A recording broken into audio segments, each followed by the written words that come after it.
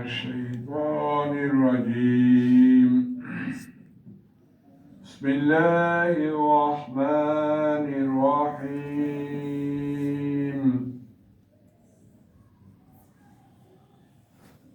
سبحان الذي أسرى بعبده ليلا من المسجد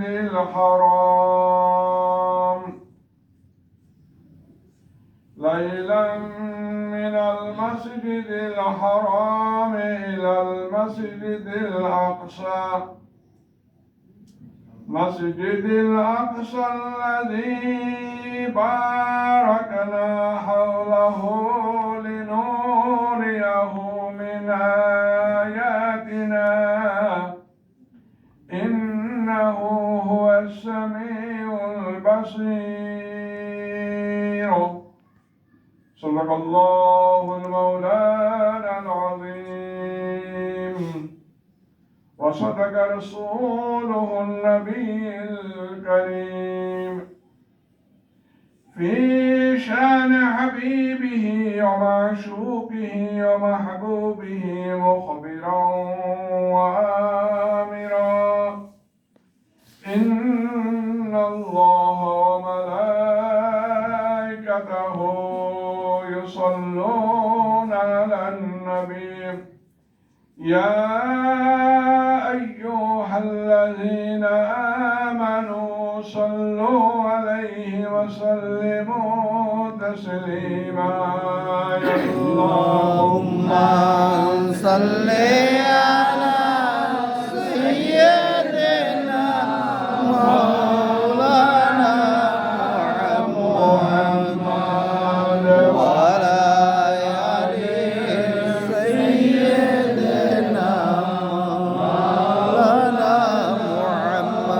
محمد اللهم صل على سيدنا مولانا محمد وعلى آل سيدنا مولانا محمد तो जातर खास कमराते प्रेम खेलेते খোদার সাথে গিয়েছিলেন মেরাজেতে মুহাম্মদ ইয়া রাসূলুল্লাহ اللهم صل على سيدنا مولانا محمد وعلى آل سيدنا مولانا محمد আলহামদুলিল্লাহ অসংখ্য কোটি কোটি শুকরিয়া জ্ঞাপন করতেছি যে মহান রব্বুল ইজ্জত এই পবিত্র রজনীতে যে রজনীর মাঝে আল্লাহ এবং আল্লাহর হাবিবের দিদার হয়েছিল, মিরাজ হয়েছিল, সেই মহান রজনীতে হুজুর পাকের দরবারে যে আমাদেরকে আসার এবং বসার তৌফিক দিয়েছে, সকলে বলে আলহামদুলিল্লাহ। আলহামদুলিল্লাহ। আল্লাহ পাক আল্লাহর হাবিবকে দাওয়াত করে নিয়ে লা মাকানে মিরাজ করেছে। আর আল্লাহ পাক আমাদের যাদেরকে তৌফিক দিয়েছেন হুজুর পাকের কদমে এসে আমরা মিরাজ আলোচনা মেজার মাহফিলে হাজির হতে পেরেছি। আমাদের মিরাজ হুজুর পাকের কদম। কালামে পাকে সূরা বনি ইসরাঈলের প্রথম আয়াত আল্লাহ রাব্বুল ইজ্জত সুবহান শব্দটা ব্যবহার করেছে। অতি পবিত্র, পবিত্ররও পবিত্র। সুবহান আল্লাযী আসরা বিআবদিহি, যে আল্লাহ পাক তার হাবিবকে রাত্রের কিছু অংশ ভ্রমণ করেছে। আয়াতে কারিমার প্রথম দিকটি হলো যে সেই জাতে পাক যিনি অতি পবিত্র। এরপর বলছেন আসরা বিআবদিহি। এই আবেদিহি শব্দটা সকল ক্ষেত্রে প্রযোজ্য নয়, শুধু আল্লাহর হাবিবের জন্য খাস। আবদিহি দ্বারা মুফাসসির কিরামগণ মুরাদ নিয়েছেন যে আবয়টা হুজুর পাক সাল্লাল্লাহু আলাইহি সাল্লাম এই দুনিয়াতে যে আকৃতিতে তশরিফ এনেছেন, এই আকৃতিটিকে আবদিহি উল্লেখ করা হয়েছে। আল্লাহ আলিমুল গায়েব, আমরা সবাই এক বাক্যে স্বীকার করি আল্লাহ সবই জানেন। আল্লাহ আল্লাহর বান্দারা কখন আল্লাহর হাবিবের নাফরমানি করবে এটাও আল্লাহ জানেন। আল্লাহ জানেন বিধায় এখানে আবদিহি শব্দ ব্যবহার হয়েছে। আমরা এখন বিভিন্ন দিকে বিভিন্ন লোকের বয়ান উল্লেখ করতে চায়, কাবায় উল্লেখ করতে চায় মেরাজ স্বপ্ন হয়েছে, নাউজুবিল্লাহ মিন যালিক। অথচ কালামে পাক বলতেছে আবদিহি।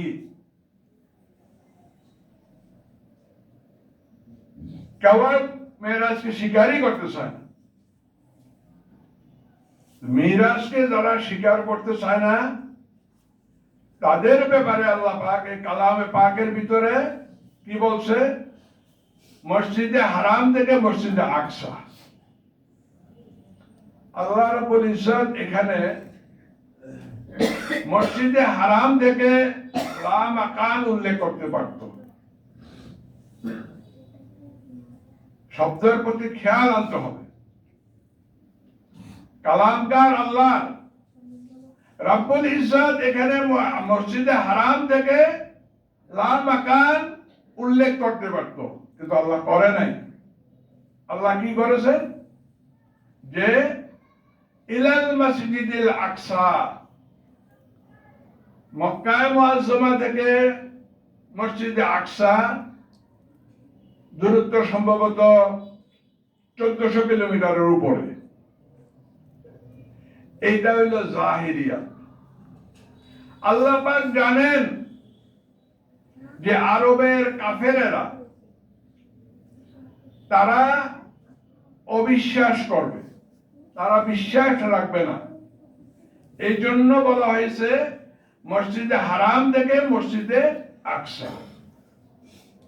কালামে পাকের আয়াতের প্রথম ইয়েটা হলো জাহিরি, অর্থটা হলো জাহিরি। জাহিরি অর্থের পরে আরেকটা অর্থ থাকে, সেটা হলো হাকিকি। প্রথম জাহিরি, তারপর হলো হাকিকি। মসজিদে আকসা থেকে লা মাকান পর্যন্ত সেইটাকে বলা হয় উরুজ। এইটা হলো মূল সফর। এই প্রসঙ্গে একটু পরে। এখন আমরা জানলাম যে কালামে পাকে আসছে কি মসজিদে হারাম থেকে মসজিদে আকসা। হুজুর নূর সাল্লাল্লাহু আলাইহি ওয়াসাল্লাম মন একটু গম্ভীর হয়ে গেছে। হুজুরের প্রাণ প্রিয় চাচা হযরত আবু তালেব আলাইহিস সালাম ইন্তেকাল হয়ে গেছে, যিনি হুজুর পাক সাল্লাল্লাহু আলাইহি সাল্লামকে নিজের সন্তানের মতন আগলিয়ে রেখে লালন পালন করে সঙ্গ দিয়েছেন। তিনার ইন্তেকাল হয়ে গেছে। মা খাদিজাতুল কুবরা আলাইহিস সালাম ওনারও ইন্তেকাল হয়ে গেছে। হুজুর পাক সাল্লাল্লাহু আলাইহি সাল্লামের মন অনেক গম্ভীর হয়ে গেছে। আল্লাহ পাক জিব্রাইল আলাইহিস সালামকে ডাক দিয়া বলতেছে, হে জিব্রাইল, আমার হাবিবের গম্ভীর চিন্তিত চেহারা মোবারক আমি দেখতে চাই না, আমার কাছে পছন্দনীয় নয়। তুমি যাও আমার হাবিবকে আমার সালাম দাও। সুবহানাল্লাহ। আর জান্নাতের ফেরেশতার সর্দারের নাম হইল রিদওয়ান। জান্নাতের ফেরেশতার সর্দারকে ডাক দিল, হে রিদওয়ান, তুমি জান্নাতকে সাজাও। আর জাহান্নামের ফেরেশতার সর্দারের নাম হইল মালিক। জাহান্নামের ফেরেশতার সর্দারকে ডাক দিয়ে বলল, হে মালিক, তুমি জাহান্নামের দরজা বন্ধ করে দাও। আর সকল ফেরেশতাদেরকে বলল যে আজকে তোমাদের ছুটি। সুবহানাল্লাহ। জিবরাইল আমিন হুজুর পাক সাল্লাল্লাহু আলাইহি সাল্লামের খেদমতে হাজির হলেন 26শে রজব দিবাগত রাত্রে। রজব সম্বন্ধে একটু ইঙ্গিত দিতে হয়, কারণ এই রজবকে আল্লাহ পাক বলছে শাহরুল্লাহ, আল্লাহর মাস। আল্লাহ দুইটা মাসকে বলছে আমার মাস। একটা মাস হলো রজব, আর একটা মাস হলো মুহররম। আল্লাহ পাক বলছেন এই দুইটা মাস আমার মাস। আর আশহুরে হুরুম বলা হয় চারটা মাসকে। সেই চারটা মাস হলো কি? রজব, জিলকাদ, জিলহজ, মুহররম। এই চার মাসকে বলা হয় আশহুরে হুরুম। রজবকে আল্লাহ পাক প্রথম থেকে সম্মানিত করেছে। রজবকে আল্লাহ পাক কেন সম্মানিত করলেন? এই রজবের প্রথম তারিখে মাওলা আলী আলাইহিস সালাম খাতুনে জান্নাতের শাদী মুবারক হয়েছিল। এই রজবের প্রথম জুমাতে হুজুর পাক সাল্লাল্লাহু আলাইহি সাল্লাম হযরত আব্দুল্লাহর পেশানি থেকে মা আমিনার পর্দা তশরীফ এনেছেন। এমনি ভাবে আহলে বাইত আলাইহিস সালামের ঘরানাগণ অনেকেই এই রজবের ভিতরে দুনিয়ায় তশরীফ এনেছেন, আবার অনেকে পর্দাও করেছেন। এই জন্য রজবকে আল্লাহ পাক এত সম্মানিত করেছে। হাদিস শরীফে আছে হুজুর পাক সাল্লাল্লাহু আলাইহি সাল্লাম উম্মতের জন্য দোয়া শিখিয়ে দিয়েছেন। কি? আল্লাহুম্মা বারিক লানা ফি রজব ওয়া শাবান ওয়া বাল্লিগনা রমাদান। যে হুজুর পাক সাল্লাল্লাহু আলাইহি সাল্লাম বলছেন যে আমার উম্মতরা এইভাবে দোয়া করবে যে হে আল্লাহ, রজব এবং শাবানের বরকত আমাদেরকে নসিব করো এবং এই বরকত নিয়ে আমাদেরকে রমজান পর্যন্ত পৌঁছে দাও। রজব মাসটা হলো ইবাদতের 20 গুণার মাস। রজব মাসটা হলো ইবাদতের 20 গুণার মাস। আর শাবান মাসটা হলো ফসল উৎপাদন করার মাস। ফসল আপনি যত বেশি উৎপাদন করতে পারবেন, আর রমজান হলো ফসলকে ঘরে উঠানোর মাস। এই জন্য বলা হয়েছে যে রজব আল্লাহর মাস। হুজুর পাক সাল্লাল্লাহু আলাইহি সাল্লাম বলেছেন শাবান আমার মাস, আর রমজান হলো আমার উম্মতের মাস। আল্লাহুম্মা সাল্লি আলা সাইয়্যিদিনা মাওলানা মুহাম্মদ ওয়া আলা আলি সাইয়্যিদিনা মাওলানা মুহাম্মদ। আসমানের ফেরেশতারা কাঁদে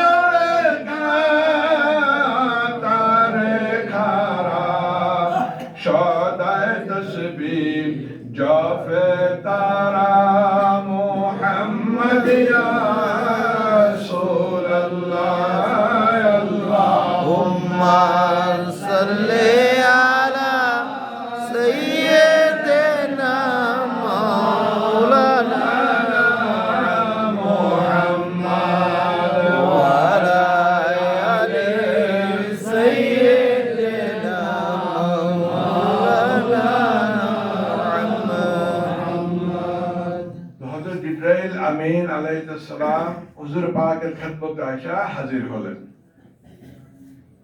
হুজুর পাক আরাম ফরমাইতেছিলেন। এখানে দুইটা রওয়ায়াত আসছে, একটা রওয়ায়াতে আসছে হাতিমে কাবা, আরেকটা রওয়ায়াত আছে হযরত উম্মে হানি রাদিয়াল্লাহু তাআলা আনহার, হুজুরের ফুফু, উনার ঘরে আরাম ফরমাইতেছিলেন।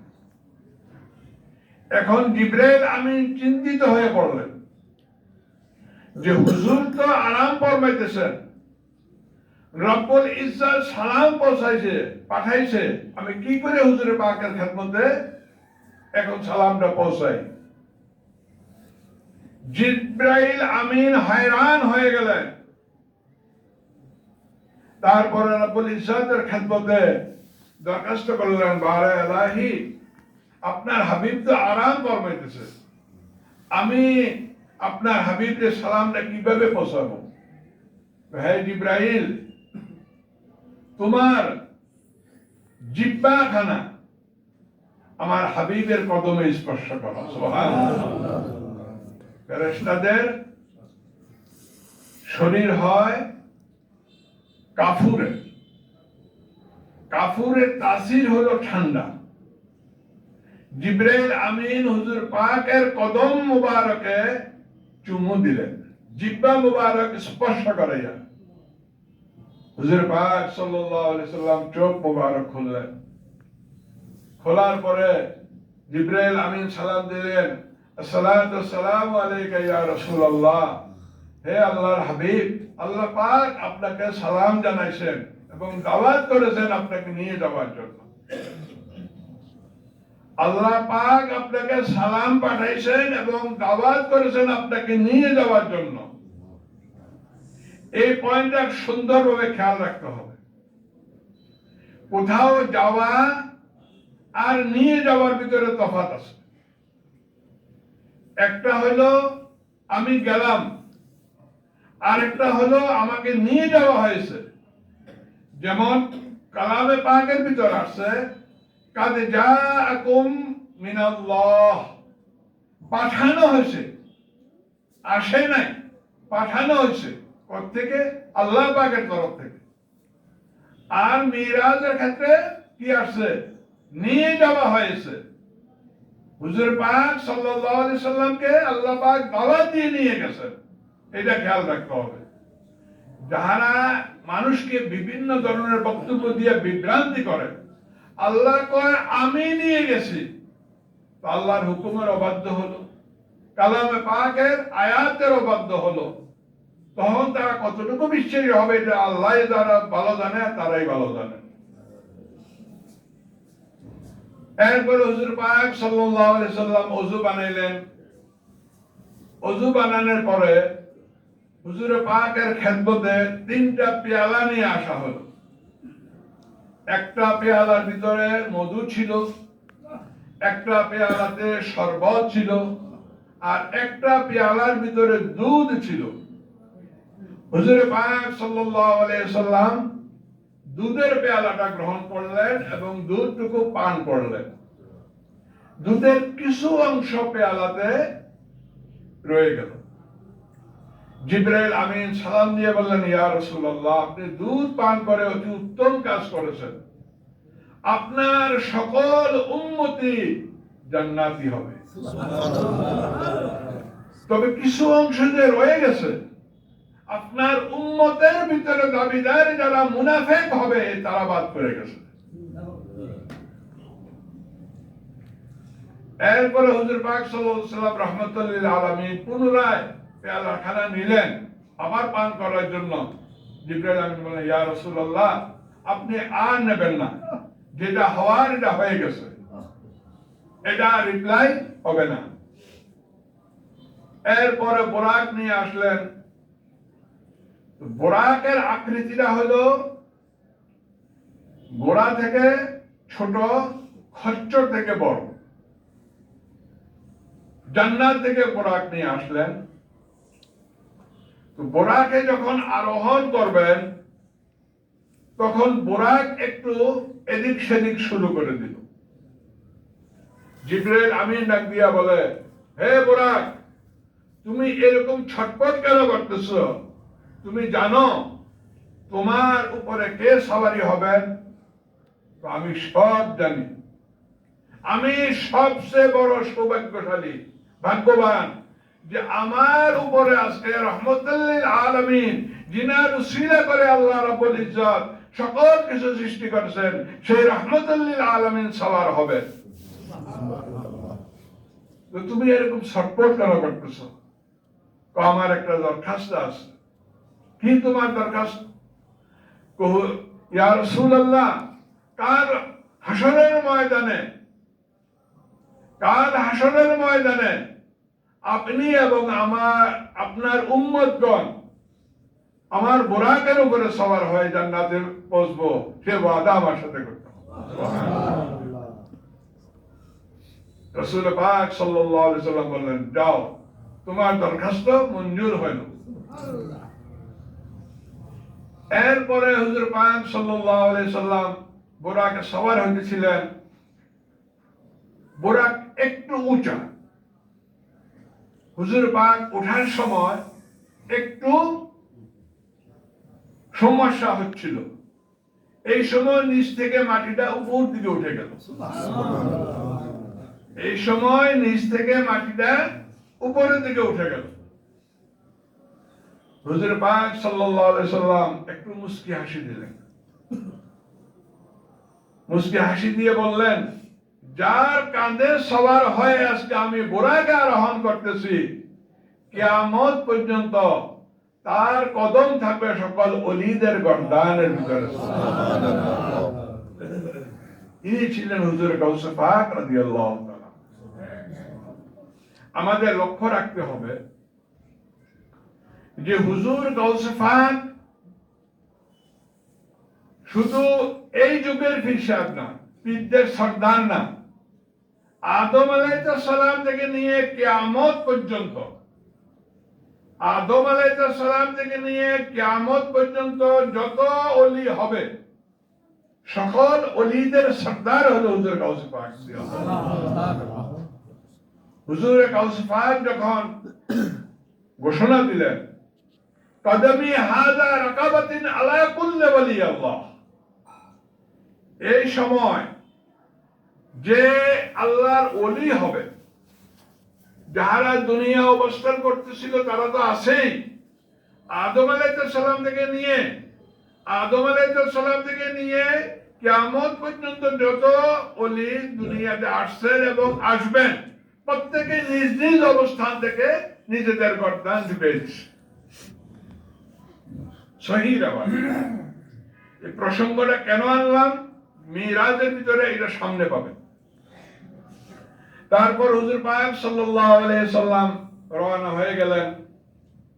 রওনা হওয়ার ভিতরে পথের ভিতরে অনেক ঘটনা।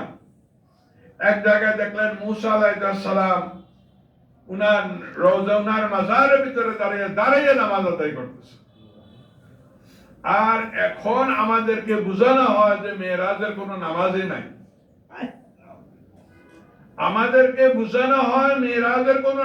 নাই।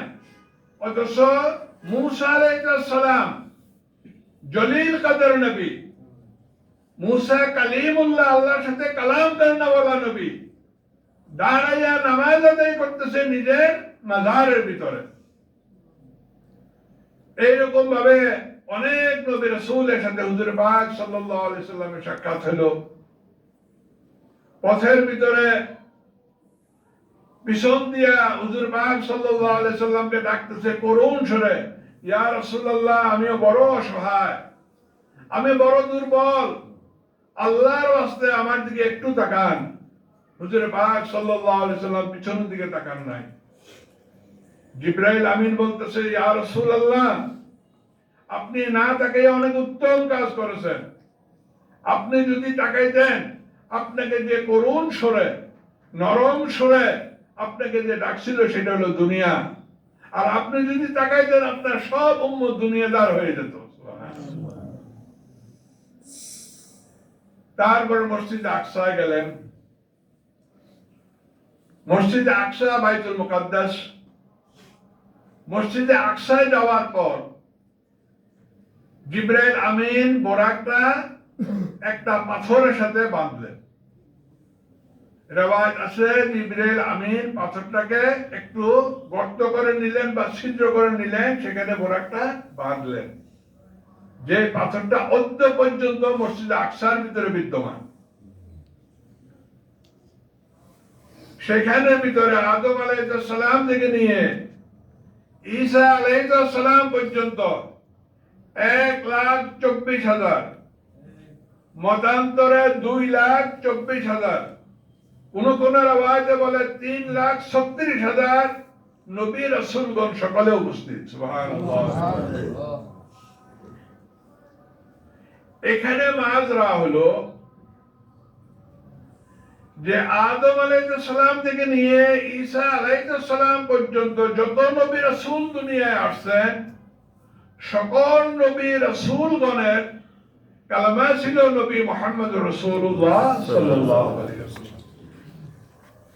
আদম আলাইহিস সালামের উম্মতের কালেমা ছিল লা ইলাহা ইল্লাল্লাহ আদম সফিউল্লাহ। মূসা আলাইহিস সালামের উম্মতের কালেমা ছিল লা ইলাহা ইল্লাল্লাহ মূসা কালিমুল্লাহ। এরকম ভাবে প্রত্যেক নবীদের কালেমা ছিল, কিন্তু নবীদের নিজস্ব কালেমা হলো লা ইলাহা ইল্লাল্লাহ মুহাম্মাদুর রাসূলুল্লাহ সাল্লাল্লাহু আলাইহি ওয়াসাল্লাম। এখন শরীয়তের ভিতরে একটা, ইসলামী শরীয়তের ভিতরে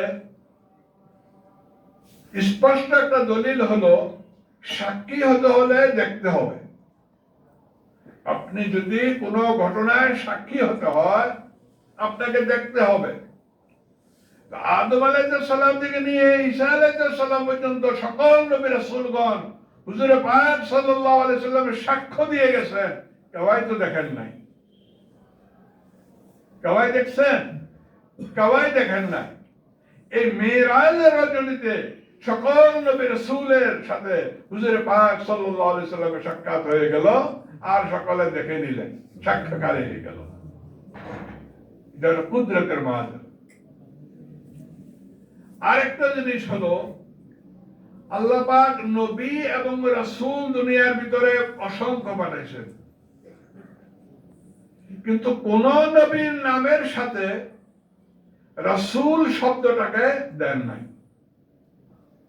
আল্লাহ কয় নবী খাস ভাবে রেখে দিয়েছে। মূসা কালিমুল্লাহ, দাউদ শফিউল্লাহ, ইব্রাহিম খলিলুল্লাহ, নূহ নজিবুল্লাহ, কিন্তু রাসূলুল্লাহ শব্দটা আমি আমার হাবিবের জন্য খাস রেখেছি, মুহাম্মদুর রাসূলুল্লাহ সাল্লাল্লাহু আলাইহি ওয়াসাল্লাম। এরপরে জিবরাইল আমিন আযান দিল। তখন কিন্তু 5 ওয়াক্ত নামাজ ফরজ হয় নাই, দুনিয়ার ভিতরে আযান হয় নাই। জিবরাইল আমিন প্রথম আযান দেয়। আযান দেওয়ার পরে এই মহান দরবারের ভিতরে, যেখানে সকল মুরসালিনগণ হাজির,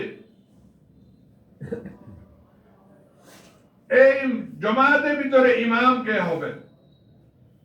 জিবরাইল আমিন হুজুর পাক সাল্লাল্লাহু আলাইহি সাল্লামের খেদমতে এসে হাজির হলেন, ইয়া রাসূলুল্লাহ, এই জামাতের আপনি ইমাম।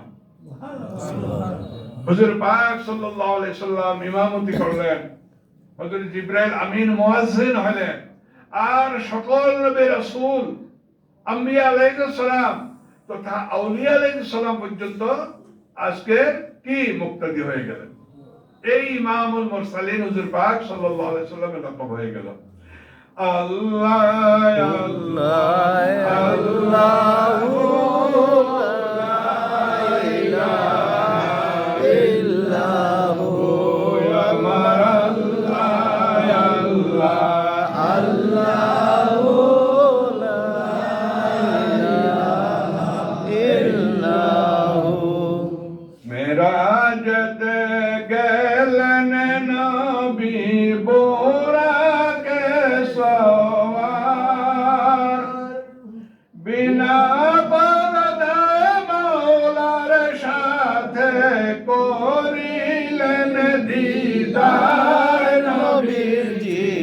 আল্লাহ আল্লাহ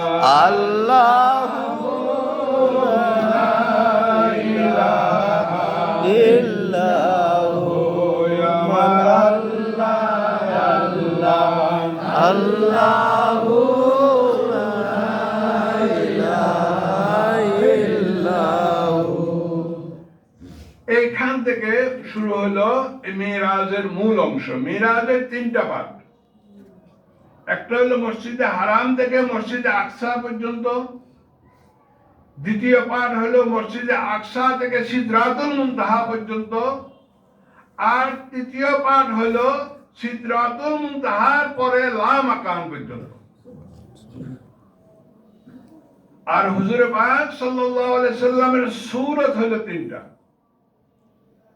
দুনিয়ার ভিতরে এটা হলো সূরতে বাশারি, সূরতে বাশারি, মানব সূরত, মানব নয়, মানব সূরত, কথা বুঝতে হবে।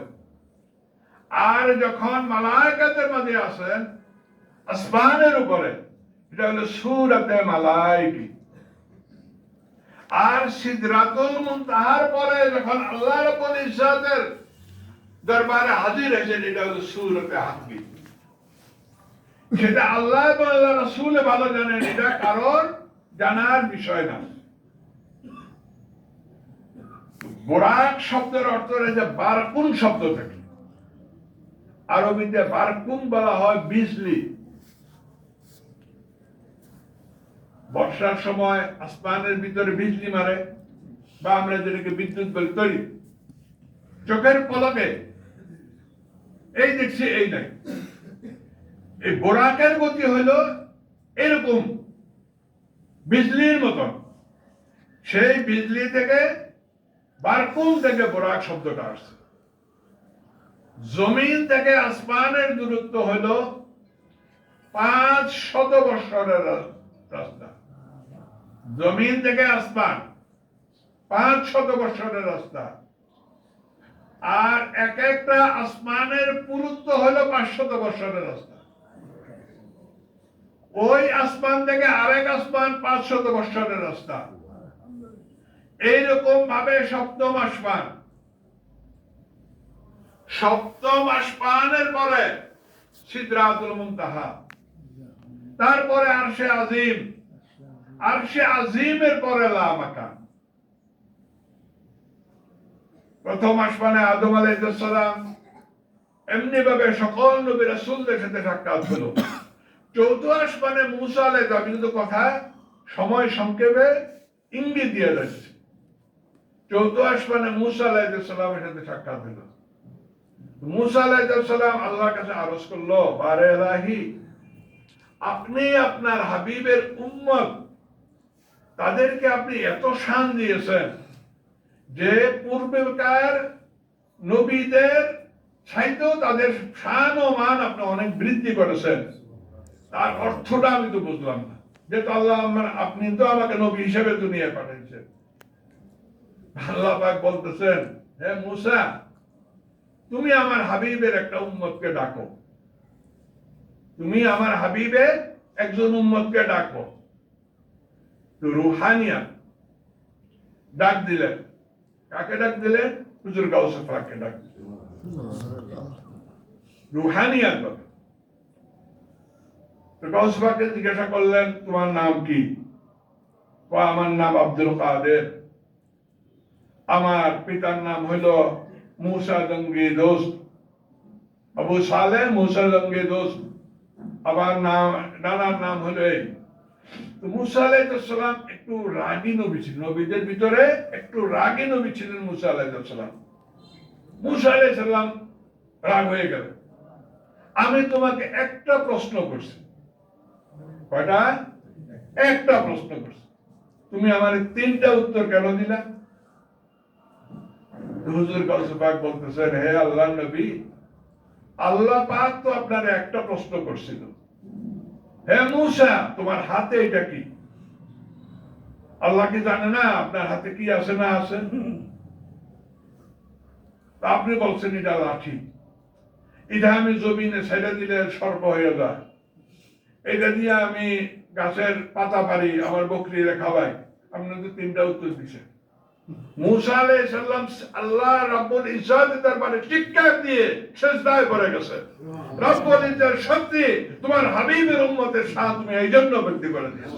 সুবহানাল্লাহ। কোথায় মুসা আলাইহিস সালাম আর কোথায় হুজুর গাউসে পাক? কোথায় মুসা আলাইহিস সালাম হুজুর পাক সাল্লাল্লাহু আলাইহি সাল্লামের প্রায় 450 বছর পরে হুজুর গাউসে পাক দুনিয়ায় তশরিফ আনছেন। তার কত হাজার বছর আগে মুসা আলাইহিস সালাম। ওই যে প্রথম যেটা বলছি যে আদম আলাইহিস সালাম থেকে প্রত্যেক নবীদের যুগে ওলি ছিল, কোরআনে প্রমাণ। প্রত্যেক নবীদের যুগে ওলি ছিল। হযরত সুলাইমান আলাইহিস সালাম এত বড় নবী, আমার কথা কিন্তু লম্বা হয়ে যায়। সুলাইমান আলাইহিস সালাম এত ক্ষমতা আল্লাহ পাক দিয়েছে, যিনি হাওয়ার উপরে চলতে পারতেন, পশু পাখির কথা শুনতে পারতেন। সেই সুলাইমান আলাইহিস সালাম যখন কোরআনের আয়াত যে বিলকিস রানীর সিংহাসন কে এনে দিতে পারবে, জিন উনার আয়ত্তাধীন। জিনে বলল আমি পারবো, কত সময় লাগবে, এত সময়। উনি বলল যে না, আরো সংক্ষিপ্ত সময়। উনার দরবারে যিনি ছিলেন আল্লাহর ওলি, উনাকে যখন বলা হলো যে আপনি কত সময় পারবেন, আপনার এই চোখের বাইল পাতা একবার মারতে আর খুলতে যে সময় লাগে এই সময়ের ভিতরে এনে দিন। আউলিয়া খেয়াল রাখবেন, কোরআন দ্বারা সাহাবেন নবীরা যে সমস্ত ঘটনাগুলা নবীদের মাধ্যমে হয়েছে সেটা শরীয়ত। আউলিয়া کرام দ্বারা যে ঘটনাগুলা হয় এটা মারিফাত, এটা শরীয়ত না। আউলিয়া کرامের হুকুম, আউলিয়া کرامের কর্ম, সেটা হলো মারিফাত, মুরিদের জন্য, আশিকের জন্য খাস। আর নবীরা যেগুলা করে গেছেন সেটা শরীয়ত, সেটা সকলের জন্য কর্তব্য। তাহলে নবীরা যখন আউলিয়া کرام দ্বারা কি করছেন, ইহসান নিয়েছেন, আল্লাহ পাক দিয়েছেন, তাহলে আউলিয়া کرامের কাছ থেকে সাহায্য নেওয়া নবীদের সুন্নাত। এরপরে খিজির আলাইহিস সালাম বহু আছে ঘটনা, কোরআনের ঘটনাগুলো, আমি ওইদিকে যাচ্ছি না। তাহলে হুজুর গাউসে পাক আদম আলাইহিস সালাম থেকে শুরু করে সকল নবী রাসূলগণের যুগে ওলি ছিল। আর সকল ওলিদের সম্রাট হুজুর গাউসে পাক। তো যখন সপ্তম আসমানের পরে সিদরাতুল মুনতাহা একটা জায়গা আছে, সেখানে গিয়ে জিবরাইল আমিন বিরতি দিলেন। বিরতি দেওয়ার পরে ওইখানে একটা গাছ আছে, গাছটার নাম হলো তওবা। এই গাছটার এখানে একজন ফেরেশতা বসে আছেন, দফতর নিয়ে টেবিল নিয়ে বসে আছেন। এই গাছের যে পাতাটা টেবিলের ভিতরে ঝরে যায়, দুনিয়ার ভিতরে যতগুলা প্রাণী আছে প্রত্যেকটা প্রাণীর নাম, তার মায়ের নাম, তার বাপের নাম ওই একটা একটা পাতার ভিতরে লেখা আছে। মানুষ প্রাণীটা দুনিয়ার ভিতরে বিচরণ করতেছে, কিন্তু 6 মাস আগে পাতাটা ঝরে টেবিলে পড়ে যায়, আর আসমানের ভিতরে এলান হয়ে যায় এই মানুষটা মৃত হয়ে গেছে, অথচ মানুষটা দুনিয়ায় চলতেছে। ওইখানের ভিতরে ডায়রি হয়ে যেতেছে যে তার মৃত্যু হয়ে গেছে। সেই তওবা নামক গাছ ওইদিকে যাচ্ছে। এরপরে জিবরাইল আমিন আর সামনে আগাচ্ছে না। হুজুর পাক সাল্লাল্লাহু আলাইহি ওয়াসাল্লাম বলতেছেন, ভাই জিবরাইল, ইয়া রাসূলুল্লাহ, আমি যদি এখান থেকে আর এক চুল সামনে যাই, আমার এই 600 নূরের ফেরেশতা জলে ভস্ম হয়ে যাবে। আল্লাহ তাআলা, সুবহানাল্লাহ। আমার আর সামনে এক চুল যাওয়ার ক্ষমতা নেই। হুজুর পাক সাল্লাল্লাহু আলাইহি সাল্লাম এবার সামনে অগ্রসর হইলেন। এখানে আর বোরাক নাই, এখানে হইলো কি আসলো রফরফের ভিতরে হুজুর পাক সাল্লাল্লাহু আলাইহি সাল্লাম সবার হইলেন। এবার চলে গেলেন নিজ দেশে। হুজুর পাক সাল্লাল্লাহু আলাইহি সাল্লাম কোথায় গেছেন? সফরে যান নাই, সায়ের করতে গেছে। বুঝতে হবে, সফর এবং সায়ের এক কথা না।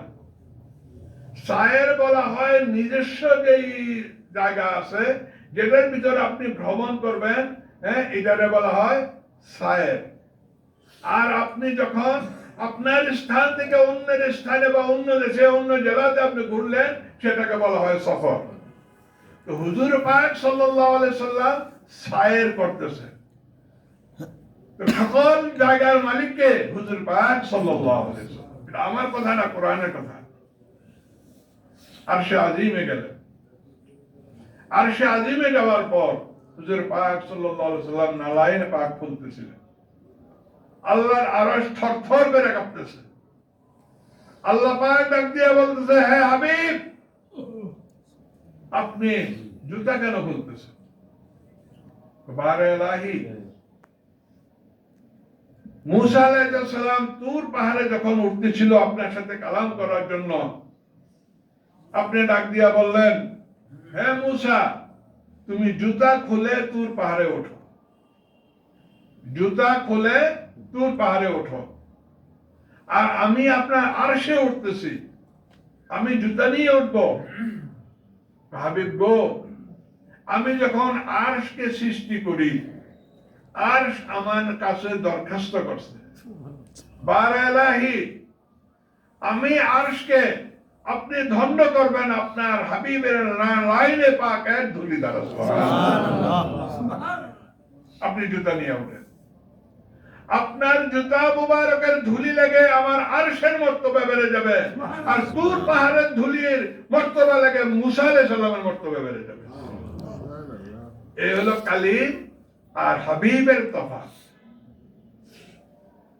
এরপরে আরশে আজিমের পরে লা মাকান, 70,000 নূরের পর্দা।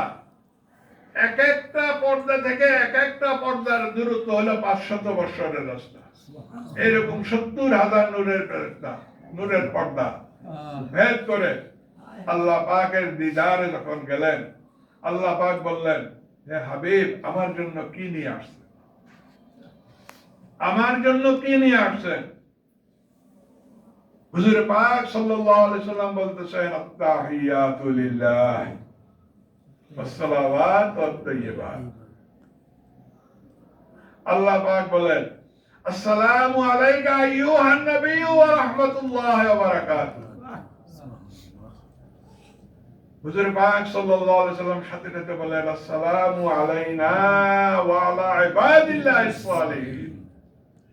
আরশে আজিমে যাওয়ার, আল্লাহ পাকের দিদারে যাওয়ার পরও উম্মতদেরকে যে নবী, যে রাহমাতুল লিল আলামিন ভুলে না। সাথে সাথে ফেরেশতারা ডাক দিয়ে বলল, আশহাদু আল্লা ইলাহা ইল্লাল্লাহ ওয়া আশহাদু আন্না মুহাম্মাদান আবদুহু ওয়া রাসূলুহু। কালামে পাক আসছে যে আল্লাহ এবং আল্লাহর হাবিব কতটুকু নিকটবর্তী হয়েছে। ওয়া কানা কাবা কাউসাইন, ওয়া কানা কাবা কাউসাইন। কাবা কাউসাইনের তাফসীর এভাবে বলছে যে দুই ধনুকের মাথা, তীর যখন মারে ধনুকের দুইটা মাথা এক হয়ে যায়। অথবা মুফাসসিরগণ এভাবে বলছে যে দুইটা ভুরুর মাঝখানে যে ফাঁকটুকু আছে অতটুকু, কিন্তু তারপরও ক্ষান্ত হন নাই। কি বলছেন? কাবা কাউসাইনের পরে বলছেন আও আদনা, আরো নিকটবর্তী। কতটুকু নিকটবর্তী হয়েছেন, কতটুকু ইয়েছেন, আল্লাহ এবং আল্লাহ রাসূল ভালো জানেন, দুনিয়ার কারো জানার ক্ষমতা নাই। এরপরে জাহান্নাম দেখাইলেন, জাহান্নামের আযাব দেখাইলেন, জান্নাত দেখাইলেন, জান্নাতের নিয়ামত গুলো দেখাইলেন। সব কিছু দেখার পর হুজুর যখন দুনিয়ার ভিতরে তশরিফ আনলেন, আসার পরে দেখলেন যে হুজুর পাক সাল্লাল্লাহু আলাইহি সাল্লাম যে ওযু বানিয়ে গেছিলেন, সেই ওযুর পানিটাও চলতেছে। যে দরজার ভিতরে শিকল হয়, এখন তো শিকল উঠে গেছে, গ্রাম দেশে হয়তো থাকতে পারে, আগে দরজার ভিতরে শিকল হইতো, শিকল এমনি লটকানে থাকতো, শিকলটাও লটতেছে। যে বিছানা হুজুর পাক সাল্লাল্লাহু আলাইহি সাল্লাম আরাম করতেছিলেন, সেই বিছানাটাও গরম আছে। অথচ 27 বছর চলে গেছে, 27 বছর গুজার গেছে, বিছানাও গরম, ওদের পানিও নড়তেছে, আবার শিকলও নড়তেছে।